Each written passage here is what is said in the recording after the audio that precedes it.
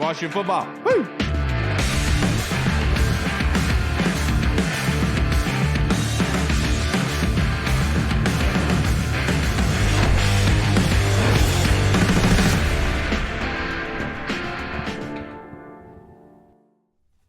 Hello, everybody, and welcome to the Burgundy Zone. I am your host, Kyle, and I'm joined by my co-host, Michael Hall. Unfortunately, Reed will not be joining us for this episode of the Burgundy Zone titled The Heartbreaker, talking about the 29-26 loss to the Seattle Seahawks yesterday. So we thought we'd bring in good friend of the pod, Mr. Ryan Fowler of the Bleacher Report. Thank you so much for joining us on this sorrow Monday evening, sir. How you doing? I'm doing well. I always appreciate you guys having me on. It's another somber Monday for the Commanders, but trying to work through it, right? Yeah, and the funny thing is, Ryan, that the way that I'm looking at this is like, the week before when they went against New England, yeah, that's a poor offense, not a very good team. They're like 2-8 at this point.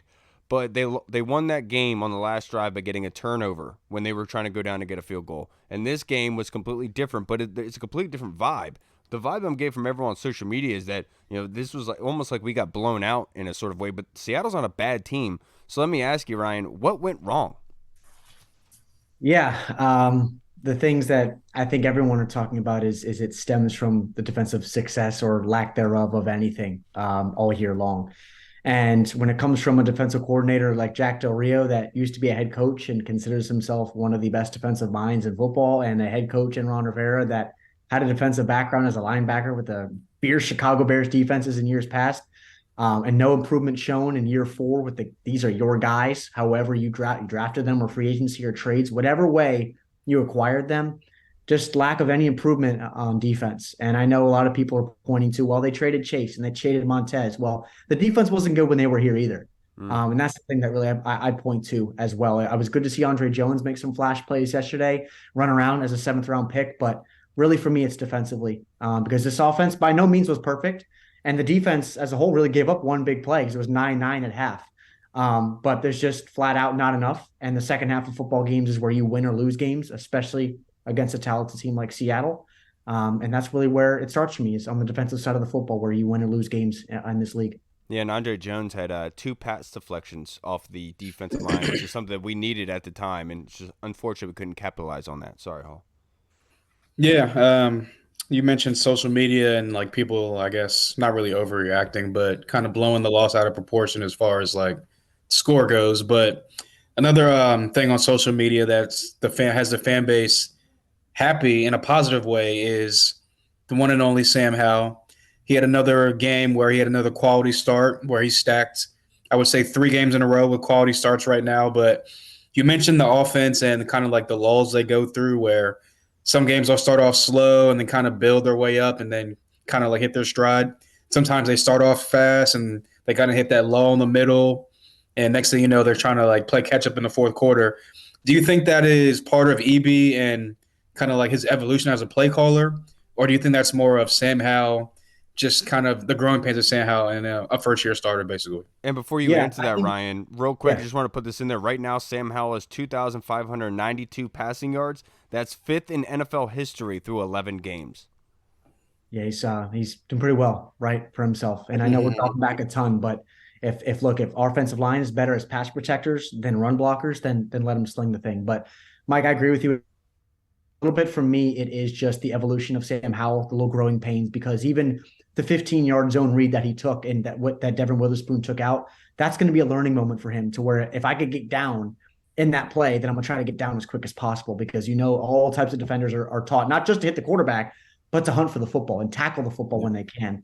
And I think right now, as much as it is Eric Bieniemy just learning what Sam Howell does best in certain downs and certain leverages and situations, it is just those growing pains, because sometimes we'll see him come out and chuck it deep 3-4 times in a row, or sometimes we'll see little screens or designated touches or try to get Brian Robinson going on certain drives to where, look, we're not getting much pass pro. Let's try to run it even if it isn't there, whether it's Brian Robinson or it's Chris Rodriguez that we've seen in weeks past, even though we haven't seen it recently. But it's just the ups and downs that really is with Sam now in his redshirt freshman season. But holy smokes, guys. I mean, what else can you ask of 14 with the protection or lack thereof that he's had all year long? And the guys on the outside, to where, look at yesterday. It wasn't Terry. It wasn't Jahan. It wasn't Curtis Samuel. It was Brian Robinson. It was De'Ami Brown. It's Logan Thomas. Whoever's open, he's hitting. And that tells me a lot about the matchups he's taking advantage of. That's also a credit to him. And then Eric Bieniemy coaching him up in his headset. Yeah, my goodness, what a performance out of that young man. 29 of 44, 65% completion percentage, 312 yards passing, 3 touchdowns, and a quarterback rating of 109.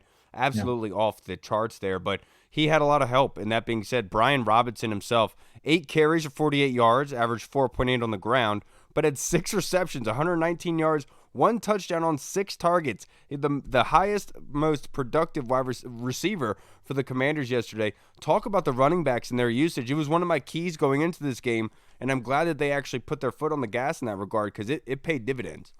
Yeah, as much talent as that Seattle defense had, going in, you looked at Reek Woolen, you looked at Spoon on the outside, you looked at Jamal Adams and Quandre Diggs and Trey Brown, who can play inside out for them, gets no attention, but he's one of the most underrated corners in football, has been really, really good for them this year. But Brian Robinson, look, they forced Bobby Wagner, who lives inside the hashes, and they forced Jordan Brooks, an okay type of defender, but he loves to run around with his hair on fire. They forced them to cover, similarly to what defenses do to David Mayo and Jamin Davis. But Brian Robinson, I love the improvement that he's shown as a receiver outside of the backfield because we didn't see it at Bama, and we really haven't seen it a ton in Washington. And it's just him improving and saying, look, Bieniemy, I can actually work outside of structure. I can work in space. I'm not going to line on the outside and run routes like Christian McCaffrey. But if you need me to sneak a little wheel play outside the perimeter and outrun a safety, I can do that for you. And credit to Sam Howell, a little bit of a Sandlot play yesterday on both those long completions. But 6 receptions is no fluke. Leading the team in rushing and receiving in the same day is no fluke. And it's just I would like to see a little bit more consistency from Brian to get going because I think he is one of the most talented young backs in this league. Just trying to get him going, be a little bit more consistent, both in the run and the pass. In that one-handed pass that he caught behind the line of scrimmage was actually very important. He got positive yardage on that play, let alone caught the football. Yeah, always falling forward, right? Yeah, I mean, that was something that we saw a lot of in training camp as far as like them trying to emphasize and get him involved in the passing game. So that's definitely paying dividends throughout the season right now. But we've been mentioning Eric Bieniemy a lot, and this is kind of like a big picture type of thing, not really like concerned with the game this past Sunday. But so going into next year, obviously it kind of seems at this point that the front office and maybe more than likely Ron Rivera is going to get let go after the end of the season. Which begs the question, if Sam Howell keeps progressing and he's kind of tied to the hip with Eric Bieniemy, obviously new owners want to come in, bring in their own people, new coaches, new GMs. My question is, if you're the GM or if you're the owners, I should say, or the GM, are you keeping Eric Bieniemy and Sam Howell paired together so that they can actually maybe possibly find a franchise guy and keep him growing? Or are you putting him in 3 offenses in 3 years, 4 in 4 years, if you go back to college and maybe hindering his development? Yeah, I think you try to keep together Eric and Sam as much as possible. I was under the impression when they hired Eric that potentially he would move into 2024 as the head coach in Washington because he already is the assistant head coach. But I think you look across this league, the offensive minds, the modern offensive mind, the young offensive minds, like you've seen with Kevin O'Connell in Minnesota, our old friend. Kevin O'Connell, the job he's done with Kirk and then now with Josh Dobbs in Minnesota, or you look at Shane Steichen, going from Philly to Indianapolis with their young roster, just competing. Try to keep Eric and Sam together, hip to hip, like you mentioned. Just keep him in his headset because Sam's winning with his arm and his legs right now consistently, but improving within the years is only going to get him better and better and better. And as a 5th-round pick, I think it's really gone under the radar, but I don't want to sound egregious when I say this because we've heard this conversation this last 24 hours with CJ Stroud in Houston and the MVP conversation. If Washington was 6-4 right now, I feel like we'd be potentially talking about Sam Howell in the MVP conversation. I don't think that's egregious because the way he's been playing, it's flat out fantastic. And if there's fans out there that still aren't sold on Sam Howell, then I beg you to just reevaluate how you look at the game of football because number 14's got it all. Eric Bieniemy's helping him, as you mentioned, Mike. The skill players are there. I really hope they just focus on the offensive line. Unfortunately, that's something we talked about last year doing. But Sam Howell's the guy. Eric Bieniemy's the guy. And moving forward with that duo will only bring continued wins and hopefully success for a long time in DC. Yeah, that's what we've been saying all offseason is Sam Howell is going to be the cog in this whole thing because a lot of the fan base want to rip everything down. But wait a minute, man. We got something cooking here, Ryan. But that being said, I want to talk about Benjamin St. Juste. He got picked on late in that game. I thought that he actually performed pretty well, had a couple pass breakups, and was involved a lot. It's just the individual celebration. You saw DK get back on him with it later on, which is why you don't want to do it. Talk about Benjamin St-Juste in his game, because a lot of people are going on him today, because I didn't think it was that bad. He could have used some help in those situations, couldn't he? Yeah, I agree. A lot of the stuff on the outside has been trying to fit a square peg and a round hole a little bit for me with Jack Del Rio's defense. I mean, I even think about Emmanuel Forbes, cover 3 corner, Mississippi State, playing press against A.J. Brown and DJ Moore. No help over the top. What are we doing here? But Benjamin St-Juste, I really like BSJ. It's up and down, right? Him and Forbes are top 5 in yards given up as primary in coverage, but then they're top 5 in PBUs in all corners in football. So he can make some plays on the football. It's just showing that more consistency, and he is picked on a ton because, in my opinion, he's the 1A really to Kendall Fuller's 1 right now for Washington secondary with Emmanuel and the unfortunate incident in the first quarter there yesterday. But I like Benjamin. He's got the length, he's got the strength, he can play press, he can play zone, click downhill for you. Not the best tackler in space. He's not the most physical guy in the world. He's willing to do so. Just maybe tinker it back just a little bit, like we saw yesterday late on that 4th down, which was soft. I hate it because what is defense? We always hear the refs come on, or Dean Bland, Dino come on and say, hey, well, he's interfering the receiver and trying to make a play in the football. That's the definition, the definition of defense at the end of the day. So if we're not going to play defense, why are we strapping up and playing football at the end of the day? So I like Benjamin St-Juste. I'm right there with you, Kyle, but these are also learning and growing pains. But again, this is year 3. So we'll see. Yeah, and that's the big question for me is earlier in that game, I had uploaded a play on Twitter on defense from Cameron Curl playing DK Metcalf on 3rd down. And it forced an incompletion just because of the way Cam Curl played DK on that play, which makes me think, why are we not making those sort of adjustments late in that drive? If you know if that works for you, why are you not going to it? And that's kind of been the confusing part with this defensive staff, right, Ryan? Yeah, absolutely. It's, again, square peg, round hole. This is not the 1980s when you just draft a guy and just throw him in and say, here you go, play with your hair on fire. You're trying to fit players to scheme. And that's why in the draft, 32 boards across the NFL, they're all different. Some guy may value top 100, maybe a top 170 player for somebody else. And Washington obviously valued a guy specifically like Emmanuel Forbes, top 20 player on their board.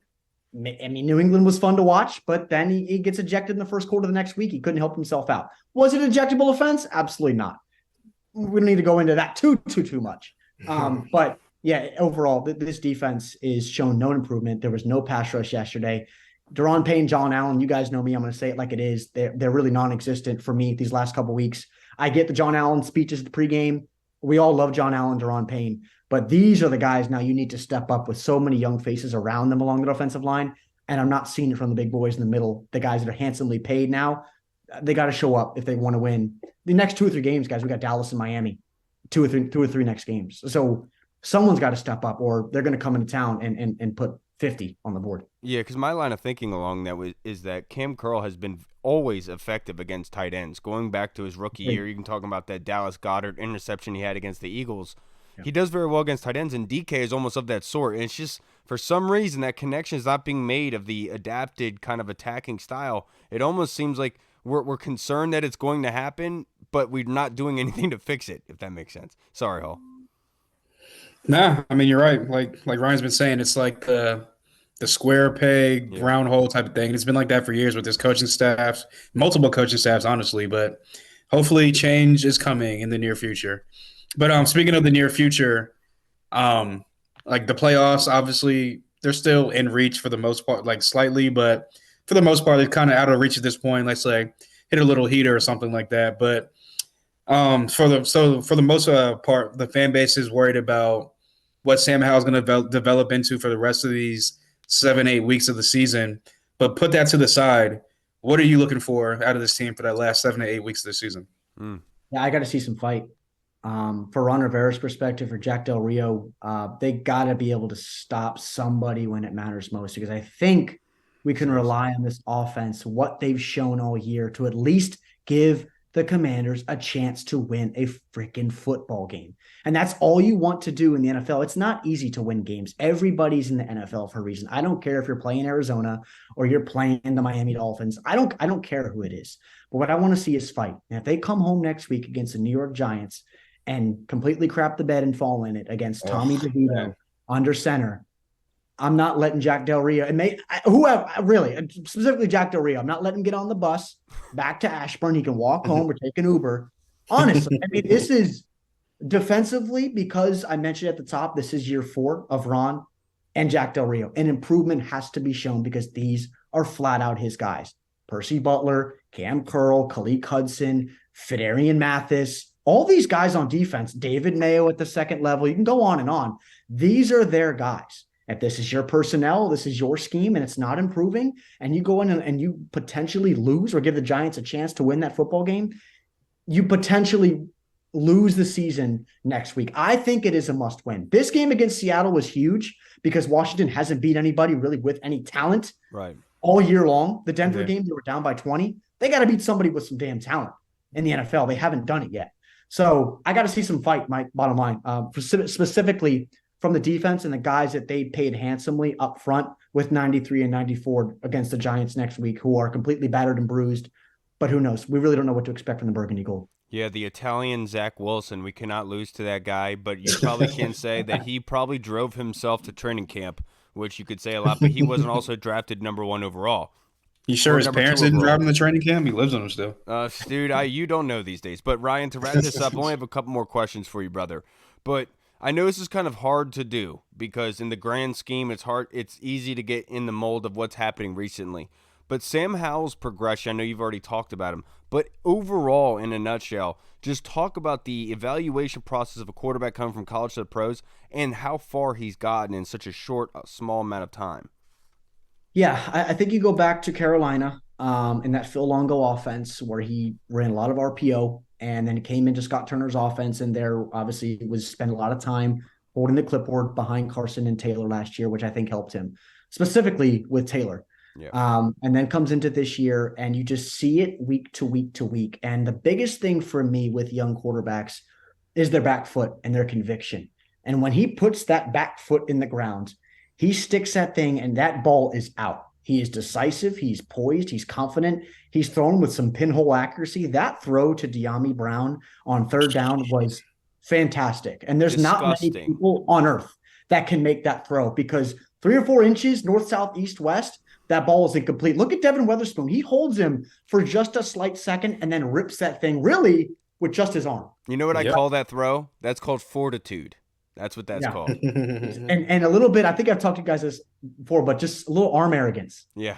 I love that about Sam Howell because he's got confidence to do so. And one thing, too, I'm really impressed with Sam, and some young quarterbacks come into the league and they don't do this, is his outside hip, his left hip. He always keeps it open when he's in his drop back. Some guys close it off to where they can't see as a right-handed quarterback the left side of the field. They're always middle and right side, so their arm side. When he drops back, just watch him drop back. He consistently, almost a back pedal, not a typical drop back, just a little bit of a back pedal to where he has full access to the field.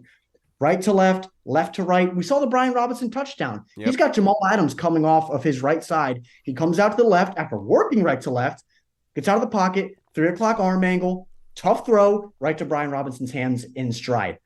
It's beautiful. And as a young quarterback, again, in a red shirt freshman season, that's the progression you want to see. And I'm really excited. He's a massive, massive bright spot for this roster. We can just bubble wrap him and hopefully he just stays healthy for the rest of the year because I'm just really, really excited for number 14 under center. Seriously, and that throw to Brian Robinson on that touchdown, it's almost like he's a point guard and he threw the ball to the shooting guard who's at the baseline at the corner as he's coming in for the dunk, and the defense doesn't know it's coming. It's just a perfect kind of just synergy, I guess you could say. My next question for you, Ryan, you talked about it earlier about the protection of Sam Howell, but past couple weeks done a great job, and yesterday they gave up 3 sacks, more so than past couple weeks. But how did they look yesterday in particular? I thought they looked good. Their help is needed, specifically at tackle, and they're going to bring in potentially some bodies at center and guard moving forward. But overall, I thought they were okay. But 3 sacks, you would like to keep that to 0, like we've seen really in weeks past, 0 to 1. Tyler Larson is strong as an ox, really good in pass pro. He gets that ball out and wins with that inside hand consistently. Chris Paul next to them, there's just 2 big fridges next to each other. That's really hard. They're not great laterally. That's what Sadiq Charles offers you. Chris is more of that downhill type of gap type of blocker, and Sadiq's more of that guy you want to get in space. But overall, I thought they were okay. I thought they've been good the last 3 weeks. Not perfect. No one's going to be perfect. I thought Andrew Wiley has been better. Charles Leno is consistently up and down on the left side, but You move into this year to where the tackle class is extremely deep. We'll get into that in the future. Maybe that's an ad that they make on day one, and potentially with the Chicago Bears pick that maybe 33rd overall, there could be a spot for a tackle there as well. There's a lot of names to know, but overall, the offensive line right now, moving into week 11, I like what I've seen the last 2 weeks. Yeah, Ryan, you know my rules about the draft, and we're not there yet, and Lord knows I'm biting at the bit for it. But look, we can wait on it. We've got time, and hopefully good things come about it. But last question I have for you, I really want to get your opinion on these two guys, Andre Jones and KJ. Obviously, you prioritize a lot of your draft with the lower end guys, the ones that don't get all the glamour, all the limelight. So how did they look yesterday? I've liked Andre since he was at Louisiana Lafayette. The Raging Cajuns just pump out talent seemingly every single year. And he was a guy out of the Sun Belt from the boot to where all they do is eat gumbo and play football. And that's Andre Jones. I love me some Andre, really cool kid. I've gotten to know him really well over these last few months. Just a fun athlete that all he deserved was an opportunity. And the more and more snaps that he gets, you're seeing him chase down running backs from the backside. You're seeing him batting down passes. The number one rule as a defensive lineman, if you can't get there, do something. Get your hands in the way. He's doing that. So the limited snaps that he has, I like what I've seen from him. From KJ's perspective, he had some sexy to him coming out of Clemson, Power 5 program, along a loaded defensive line, had a ton of draft picks. They're going to have two linebackers taken arguably in the top 50 picks this year, and Barrett Carter and Jeremiah Trotter Jr., and limited snaps as well. The New England game, I'm going to call that a sack. That's the softest roughing the passer penalty I've ever seen in my life. But I like what I've seen from him. He can win inside. He can win outside. I like how he wins off of his power. He's got good hands, and he's a kid I think it's going to work. Not asking him to be perfect. Day 3 picks coming in. They're expected to work behind Chase and Montez. But it's also, guys, it's maybe another spot where we go round 1 this year. Is it a Dallas Turner? Is it Leo Tulatu from UCLA? Who knows? We'll see. But what I've seen from these young guys, I love young guys getting opportunities. Now it's just more snaps, get your feet wet, get deeper inside the pool of the NFL, if you will, and just continue to improve. But I like what I've seen from the two young guys. Absolutely. It just with Andre, just even have a little bit more situational awareness. He gets taken advantage of on those drag play action plays. Ryan, I can't thank you enough for joining us on this episode. I'd like to plug your social media handle and your own show, just in case anybody watching hasn't followed you yet and would like to, sir. Yeah, my podcast is Commanding the Huddle, 2 episodes a week on any podcast platform. And then on Twitter, if you don't follow me there already, I'm at _ Ryan Fowler. Absolutely. Love you, brother. Have a good night, man. Appreciate you. Appreciate it, man. Thanks so much. All right, Ryan. We just spoke with the man, Mr. Ryan Fowler, talking about this terrible. I'm not going to say it was terrible because I feel like everyone is overreacting. I'm going to be perfectly honest with you.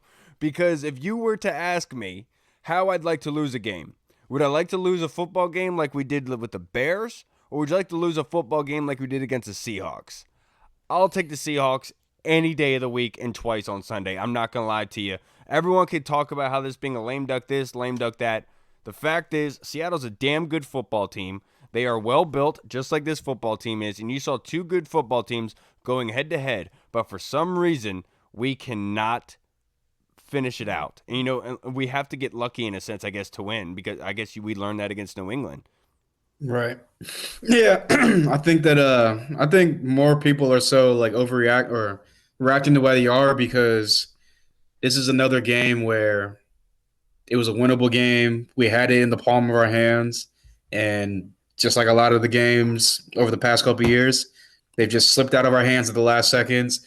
Especially it reminds me of the Kirk Cousins years where everyone likes to kill Kirk Cousins, rightfully so for some of the stuff like the stat padding. I know what you're saying. But how many times did he lead us down the field? You're right. To put us up in the fourth quarter or tie the game up or whatever the situation may be. And then the defense comes right out and gives the game right back to the opposing team.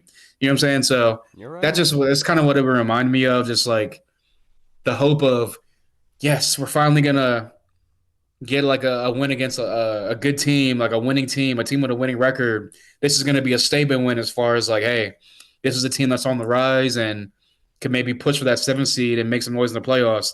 And then for it to end like that, like it's ended so many other times, it's just one of those really again type situations. So I think that's why a lot of the people, especially on Twitter, are kind of just up in arms and pitchforks out, ready to get rid of everybody.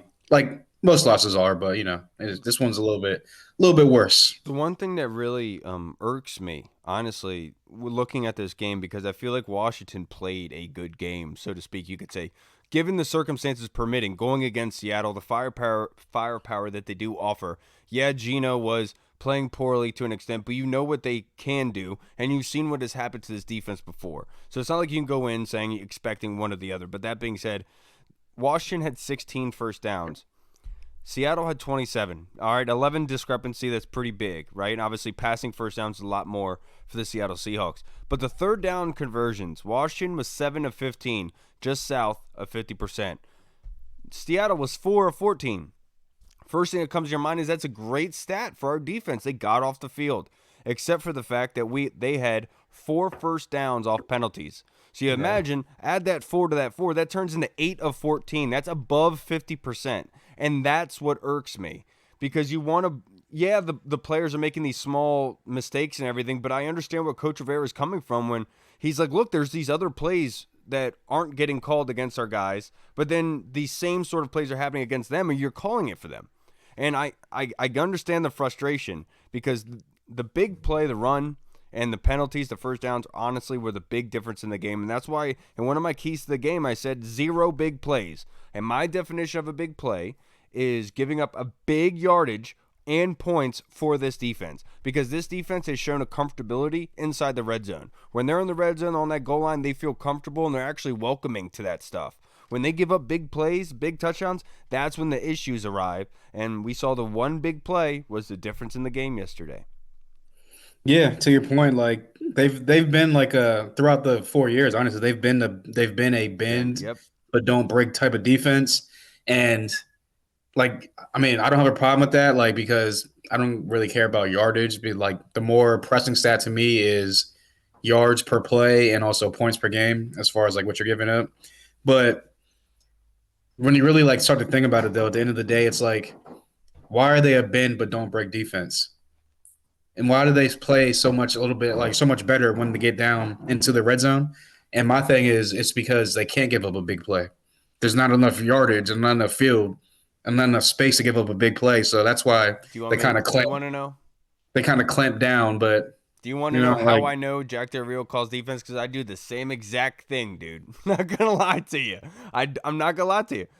I do the same exact thing. He plays in a cover 3 match zone sort of thing, where it forces everything shallow. And so now you eat everything up shallow, but it forces your guys to come up and make tackles. As long as you're a good tackling team, you're going to force a lot of those issues, right? And if you're stout up front, if you're covering everything you should do out of a zone, you should be good enough against the run to still force a lot of third downs. And then in that red zone, it's still going to be, and it's going to be difficult. That's why it's so hard to score on them in the red zone, because they have been playing deep the entire time, and now that there's nowhere to go over top of it, you're forced into those small windows, and everything is smaller, and that's why it makes it easier for Jack Del Rio and company. But to your point, that has become a thorn, because that is a known thing that they know that they do. And so they get eaten up all day long. And I saw a stat today. I think Washington has had 12 touchdowns outside of the red zone, so over the 25-yard line. That's the most by far 7. By any other team. I think by 5 or 7. More. Yeah, it's like, I think it was 6 or 7. Yeah. And Coach Curl and I were talking in the spaces earlier, and honest, I don't mean to crap on people or anything like that, but I think losing Chris Harris was huge. Coach Chris Harris. Yeah, without a doubt. And I don't mean a lot of people said that in the anybody. beginning of the season, like, because like obviously like Eric Bieniemy came in and he was kind of that voice to kind of get people uplifted and like go back and forth like in training camp and whatnot. But he's on the offensive side of the ball. They needed that guy on the defensive side, which we didn't have that guy on the offensive side of the ball last year that I can think of. We had that guy on the defensive side of the ball, and you can say it was the competition. You can say it was the schedule, even though at the end of the year, like win-loss wise, they had like one of the harder schedules because of Philly and Dallas and the Giants all making the playoffs. But he was that guy that was like the firecracker, like the guy that's going to get on you, this guy that's going to get under, like on the players. You know what I'm saying? Hold them accountable as far as like obviously the coaches hold him accountable, but he's going to get in your face, kind of like EB, and like make it known that I'm holding you accountable. So yeah, I definitely think that Chris Harris is missed, and I mean, like you said, you see the defense now. It was what it was when he was here, and I'm not going to say he's the sole reason, but he's the missing link of this coaching staff and this defense. So I definitely think that plays a little factor. And at the end of the day, I think that if Chris Harris was still here, I think Jack Del Rio would have been fired already, and they would have elevated Chris Harris to take over the job. You think so? I do wonder if that's why he left in the first place, though. To be Oh perfect. yeah, no, he left. I mean, I think he took like a downgrade role, but it was, or maybe it was like a slightly higher role. Maybe it was a lateral move, but No, it was a forward because it was. I think it was the passing defense coordinator. yeah, that's Something what like he's that, yeah. passing. He's like the DB's coach slash passing game Yeah, coordinator, defensive for yeah. the Titans, I think it is. But it's basically like a lateral move, except for that little like extra piece added on. So I definitely think that if he was still here, the guy that's comfortable with everyone in the locker room, players know him. He's obviously knows the defense that he's been running under Jack for a while. So I think it would have been an easier transition as opposed to naming a guy like Ryan Kerrigan or Skinina or so, like, some random position coach to take over the job. Yeah, and I have a lot of issues on that defense, and I think a lot of guys deserve credit for the way that they play, i.e., Cam Curl. A lot of people try to pick on Cam yesterday, but dude, Cam did his freaking job, dude. Like Oh yeah. I said this earlier in the group chats. You know how many of our guys are on highlight reels or on those pictures of getting dunked Hmm. on, getting posterized? How many of those do you see of Cam Curl? Nope. And I'm being honest, when he's guarding somebody, they don't get open. They don't throw it to him. That's literally the guy they shy away from. Everybody on their defense, they look Yeah. at Cam and say, "We're." Like, yesterday, I saw this one play. They sent the guy in motion to roll the safeties because Cam was at the top of it, and so they forced Cam out of the box to go to deep so they could run it over to this side. And just shows you that they want to take him out of the box because they know how Hmm. important he is. We're getting off track. I'm upset, but it's all right. I got to watch that game yesterday with my kids, and so that was it was a lot of fun to be able to enjoy that with them. But game beers, real quick call. We're not going to go too much into it. I don't think it's very necessary, but I believe that Brian Robinson and Antonio Gibson deserve game beers. I don't care that they pass blocked their ass off. They ran the ball effectively. They kept the ball in their hands. They didn't fumble it away, but they were crucial, man. And nobody, not even myself, who had the running backs as a key in the game of being able to utilize in the passing game. Even myself did not expect that out of this running back room. If you would have told me that Brian Robinson was going to out receive yards and Terry McLaurin and Jahan, I would have told you Yeah. you're smoking crack. I mean, he was like the leading receiver in a game for the entire season so far. So if you would have said, "Hey, Brian Robinson will be the leading receiver through 10 games for like a single game through 10 games," I'd be like you said, I'd be like, "So what drug you smoke again?" Because that's highly And let me impossible. get it. Just saying. Now let's get into our fan questions, brother. This one is from the Colonel. Thank you, sir. The way the Commanders have played this season, I can see them losing all of their remaining games. I can also see them winning all remaining games with the exception of San Francisco. If they lose to the Giants this weekend, can we all agree we will be rebuilding the next couple years with some very solid foundational players already signed? Howell, B-Rob, Scary Terry, John Allen, and Deron Payne. I'm so over this couple years build, build, build. Thank you. Look at the Texans, look at the Lions, look at the Bengals for God's sake. Obviously, Joe Burrow, number one pick. He's in a whole different category. But I'm just saying, it does not take multiple years to build up a team to turn it around. Especially if you have a team like this where we're going to have 3 picks in the top 50, 5 picks in the top 100 going into 2024. We're going to have $90 million in cap space, and more than likely, even if for whatever reason they just wanted to go in a different direction than Sam Howell, you're still going to have a rookie quarterback on a rookie quarterback deal. Yep.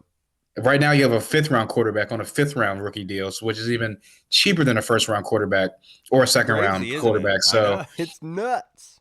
I don't want to hear nothing about, oh, multiple years and rebuilding. No, there's already pieces here. There's already the quarterback in place on the rookie deal. We got the cap space next year. We got the draft picks. Get the right people in here to pick the right players and make the right moves. And I guarantee you this thing will be turned around just like the Texans are, just like the Lions. People were crapping on Jared Goff when he went to Detroit. Oh, they sent him into exile. His career is done. They're 7-2. They're one of the toughest teams in the NFC right now. That goes into coaching, culture, quarterback play, offensive line play. They have one of the best offensive lines in the league. All I'm saying is it does not take 3 to 5 years. I love Rivera for what he did here as far as like when he came in, but that 3 to 5 year thing just like irks me so more and more and more by the day. But when you see other teams like that, turn it around with the snap of a finger. So I respect your question. It's a great question, and this is why I get so like passionate about it because we have the talent, and we've had the talent for many many years here. And I'm just so sick and tired of it takes us this many years, or next year. No, now, please, thank you. Well, and I think Yam talked about this earlier. I think it was maybe Arch in our Discord. I forget. I'm sorry if I missed you guys, if whoever said this, but they're absolutely right because I've been thinking this too. For a couple years now, going back to Alex Smith, we've been saying that if we can just get the offense to kind of just have more offensive production, this team could be a playoff team, right? And Yep. there is not one frickin' person in this fan base who can say they have never said that this team all they need is a quarterback. Oh yeah. How many people have said that all they need is a quarterback, and they won't go get a quarterback. They won't go get a quarterback. They're sitting on their hands. They're dinosaurs. They won't go get a quarterback. I get it. The quarterback is here, but my whole issue is why we needed offense for so long and we get it, and now the defense falls off the face of the earth. It's Why? like that happens every year. It just seems Why? I was talking about before. What did Like we do, Hall? What if did you we go, do? I was talking to Vinny about this at work because he was like, every time they lose, I'm like, well, your team suck. I was like, dog, honestly, at this point, I don't even know what to say. Is because like we started like going like talking, going back and forth. But I was like, dog, if you go back to the Jason Campbell years, the defense under like Greg Williams and all those guys was stout and legit. The offense was the one that was holding the team back. Then you want to fast forward to the RG3 years / Kirk Cousins years. The Yeah. offense with Jay Gruden and all those guys, balling. Defense, horrible.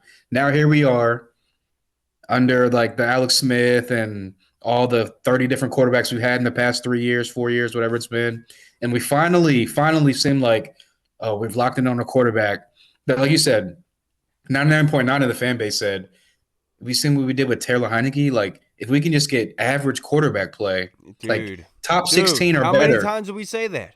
top 16 or better quarterback play, this is Right. going to be a 9+ win team, We and we s- can make noise. And then as soon as we get that, it's like, are you serious? Now the defense is going to fall off. Like after all, that's like really. I feel like I'm never going to see a complete. I'm not going to say that because I probably will, but it's just one of them things where it's like, can I just? I don't even care if it's for multiple seasons. Can I just get one season where the offense and the defense are like simpatico, like one? Like it's so frustrating. It's incredibly frustrating, and I feel your pain, dude. I will say this: I've been a big defender. No, there's nobody out there who will say I'm not a big defender of this coaching staff, and I believe that loyalty goes a long way, and I think that it goes a long way for the players if they truly believe in what they have going for them and everything like that.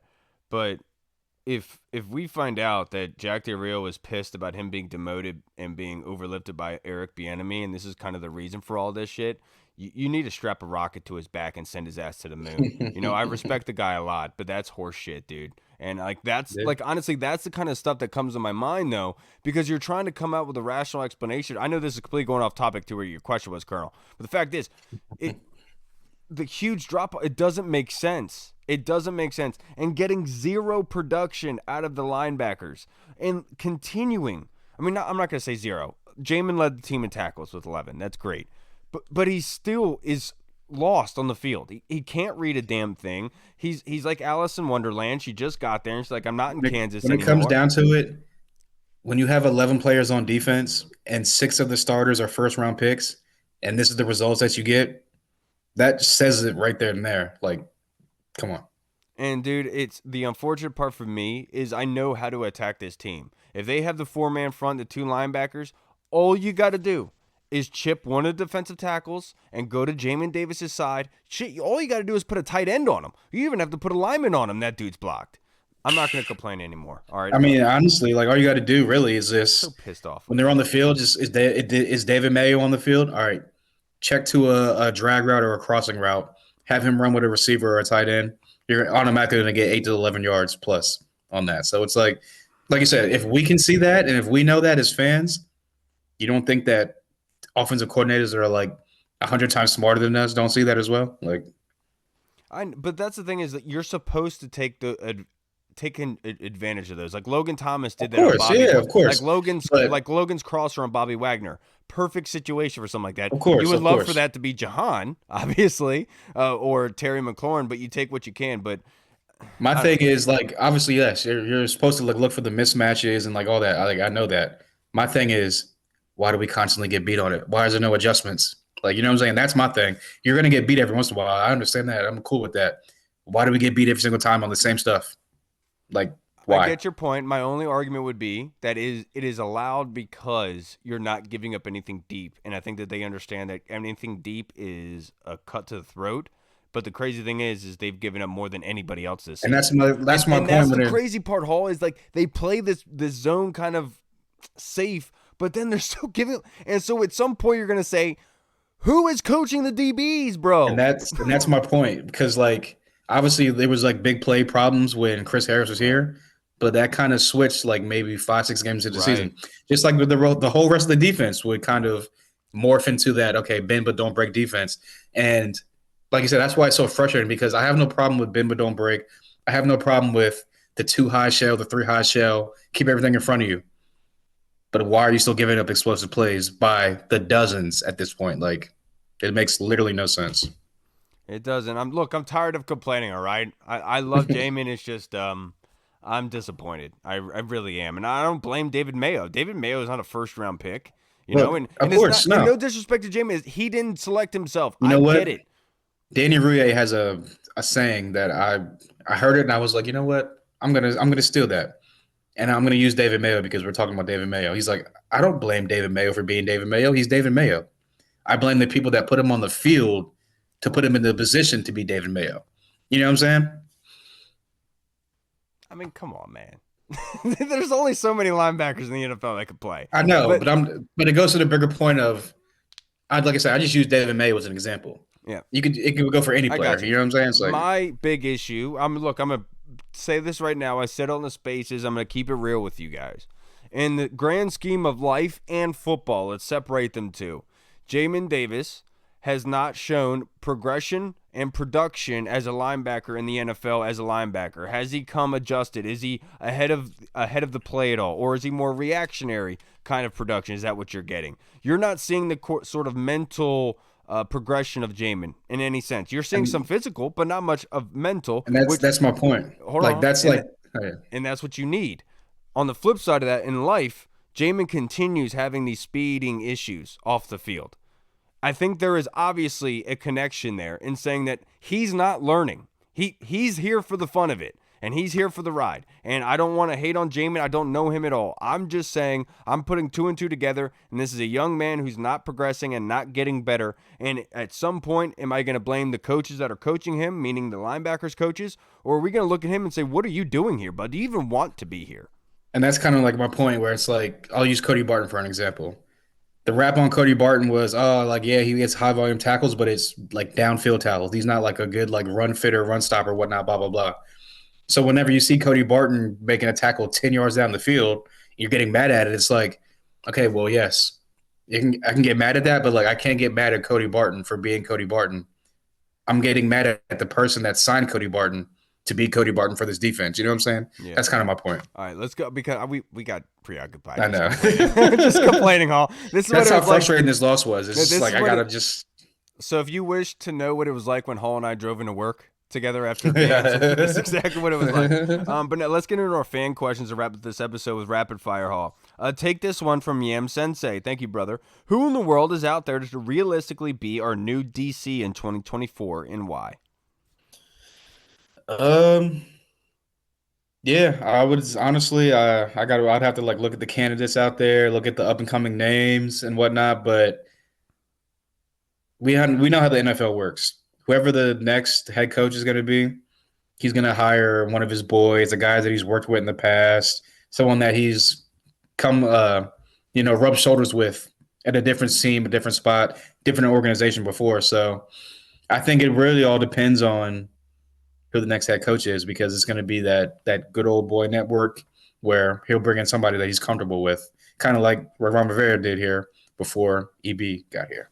Yeah, bring in Jay Gruden. Bring in Jay Gruden as a defensive coordinator. Let's do that. Let's see how good he is on defense. As much time as he has a lot of time on his hands, obviously. I'm not gonna lie, I wouldn't mind Jay as OC. Our offense was balling back when he was here. Good OC. I'll agree Yeah, there. yeah. That's as much as I'll go. His head coaching days are long past him. But all right. offensive coordinator wise, I can rock with Jay. This next one from Arch Deluxe from the Discord. On a lighter note, do you love B-Rob as much as me? He is an all-purpose back, and you can't convince me otherwise. I totally agree. We've said for a long time that we think that he's like not a mini, but a younger Derrick Henry. And a lot of people were saying he's just a bruising running back. No, dude, he can do a lot more. And the beautiful thing about B-Rob, he didn't get a lot of usage in college. So it's not like he's going through 4 years of Bijan Robinson, of getting the crap pummeled out of him, a lot of wear and tear, a lot of mileage. That's not what you have with B-Rob, to your point, Arch. He's a young guy. He's big. He's strong. He's resilient and very physical. And honestly, he's damn fast, too. He's a freaking train, man. I could hear it all the way here in German and from Gaithersburg, from Washington. I could hear choo-choo as he's running down that sideline, dude, because nobody want to be in front of that train. I can guarantee you that. But, yes, I love Brian Robinson as much as you guys do. I respect the heck out of that kid. Next question from Andy Lockhart in the Discord. Thank you, Andy. Boy. What will it take to get Jack Del Rio fired before the season ends, Hall? A loss to the Giants this Sunday, or not even just a loss. Like, if they win the game, all right, whatever, cool. But if they give up a couple hundred yards to this poor, live at home on his parents' couch quarterback and Giants offense, like Fowler said, don't even get on the bus back to Ashburn, dog. Like, call an Uber, call your wife. I don't know how you're getting back to Virginia, but find your own way back. What will it take to get Jack Del Rio fired before the season ends? If he comes out of the tunnel in blackface like Justin Trudeau. Wild.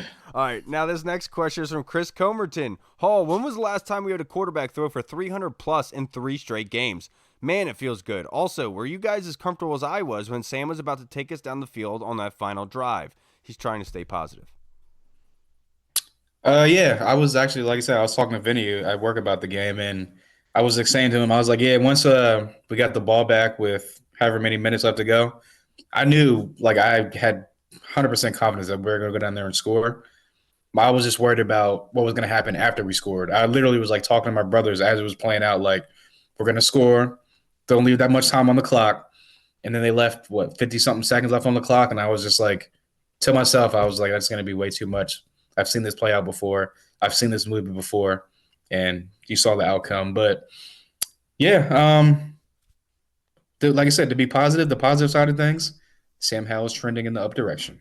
I was not comfortable in that last drive, going to be perfectly honest with you, Chris. And usually I am, but one of the reasons why I wasn't is seeing that referee take that football on Antonio Gibson's catch and take it back 2 yards from where he actually fell down. And, like, I was thinking, I was like, he's marking it where his feet was. That's not where he fell down. I mean, maybe he stepped out.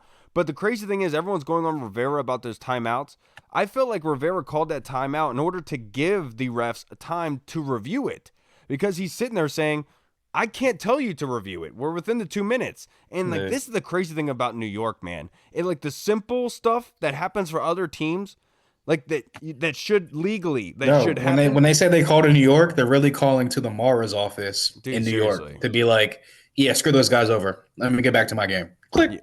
As soon as when they called back from New York, they said, what's his number? Oh, Emmanuel Forbes. Tell him Deontay Banks is better. Like, you can tell like that. That's the whole vibe, dude. You know that's what it is. It's just a gigantic competition. I hate Dean Blandino, but, like, it pains me to say that I've been on his side for the past 2 weeks, and he's been on our side. Usually it's like the opposite because, like, he's a big Cowboys, Jerry Jones guy. I don't trust him. He's been on our I know. He's been on our side for the past 2 weeks. I feel like he's the one telling them to disqualify him, and then he's saying, no, I don't agree with it. I know. He's like, I don't know, guys. I don't know what's going on. Freaking snake. Definitely that's what he's doing. But when was the last time? Honestly, dude, Chris, that's the crazy thing about this Sam Howell situation. Is, like, imagine what the offense looked like in 2014 with Robert or with Alex Smith in 2019. Yeah, we won football games, but imagine that offense And then look at what Sam Howell was doing, Gross. what he did against the Eagles. I mean, a lot of people could talk about the defense of the Eagles, but that's a pretty good unit, man. They're not slouches by any stretch. And this dude was carving them up with no issue. We got one, man, and I was trying to play hard for a little bit. I was trying to act cool and shit, Nah, dude. As soon as we picked him in that 5th round, I knew what was good. I didn't have a first-round grade on him, but I said that he was a 2nd to 3rd rounder. I kind of laughed at Parker when Parker said he's a first round, he's going to be picked in the 1st round. It's like, Parker, I don't think he's going to be picked in the 1st. But getting him in the 5th was an absolute slam dunk, and letting him sit for a year. Nobody will give the coaching staff credit for this, but that was the smartest and absolute most important thing to do for Sam Howell. I'm going to be straight up honest with you. On a human, man, just adult level, that's what you need. And there's a reason why Pat Mahomes successful. There's a reason why Tom Brady went through that same exact structure. I like this kid, man. I do. I like him. I don't know. Not in a weird way like Reed would say right now, but you know what I mean. Just being a weird. Now, the next question, this one is from Tim Towner. WTF is up with Cole Turner. He has been a healthy scratch for the last 2 weeks. Do you think it's just a side effect of a poor running game, or do you think they have given up on him? Or does EB believe he has more alternatives with Arma at fullback? I'm not gonna lie. Whenever they're saying the inactives, and I've known Cole Turner hasn't really. If he has been active, he hasn't got any real run on the field. He has, but he hasn't been targeted. That's what I'm saying. So that's what I'm saying. He's kind of like a ghost. He's just out there, not really out there. You know what I'm saying? But when they said he was inactive yesterday, I was like, wow. Like, I know a lot of people going into the year were like, oh, Cole Turner, he's a young and an emerging tight end, and he had a really good training camp, and it just kind of seemed, honestly, I don't know what happened between training camp and the season, because it seems like training camp, like obviously Sam Howell's translated to what he was doing in training camp, but week 1 he had that big catch. Yeah, Jahan Dotson was balling in training camp. Seemed like him and Howell were like on the same page, really connecting. And then Jahan gets into the season, and next thing you know, he's dropping passes, and he's not getting targeted sometimes in some games. So, and then, like I said, Cole Turner, great training camp for all the reports where he's a emerging tight end. He could really be a weapon for this team. He gets no run. He gets no targets. And when he does, it's like for a couple yards, or he's inactive. So I don't know what's going on with that. Clearly he isn't – I'm not going to say he's in EB's doghouse, but coming from a system that is good to their tight ends, you would think that a young athletic tight end would be something that EB would be like, oh, I can work with that. So the fact that he's not even really getting targeted, he's being inactive, it's kind of a head scratcher to me. But again, I'm not there day in and day out. So clearly there's some type of disconnect between the practice week to the game day. Yeah, I think you're on to something, Tim, with the fullback perspective. Arma obviously is a very good blocker. But also what I've seen EB use is John Bates as a fullback. And I know, Tim, that if you can go back to our conversations many moons ago, I mean, that was one of my theories, was using John Bates as a fullback. That'd be perfect on some play-action scenarios, being able to get him into the flat untouched. And you've seen that sometimes, but this is the weird thing for me. I don't want to question Eric Bieniemy. What Eric believes and what he thinks is successful, then go right ahead. But I do wonder why Cole has taken a step back, because week 1 he performed well. When he was throwing the football, he caught it. It's not like he's had horrible games or anything like that. And so I think it's more so systematic, and I think the offensive line and the sacks probably forced EB's hand in adding extra blockage up front, and that's why they had to bring in Arma. They made sure that John Bates is on the field, because I think more so than anything else, I think John Bates's progression so far this season in production is probably one of the key factors here as well. They don't want to take him off the field, and I can understand that. And if you have Arma there, then most likely Cole would be your inactive. But I'm not giving up on Cole. I don't think they should either. I think Cole has shown you he can be productive. If they don't believe in him, that's fine. He'll just going to go to somebody else, and you're going to see him catching touchdown passes from somebody else. And you're going to say, why do we do that? And we're going to say, okay. Yeah, I mean, it's possible. It happens with a lot of players. Happens with a lot of coaches here. It is Dude, we're like a farm system, dog. We're like a farm system, man. Like, geez. I wish we could go back in time, Hall, to all those Trent Williams arguments that you and I used to get into with people in our group chat or on Twitter.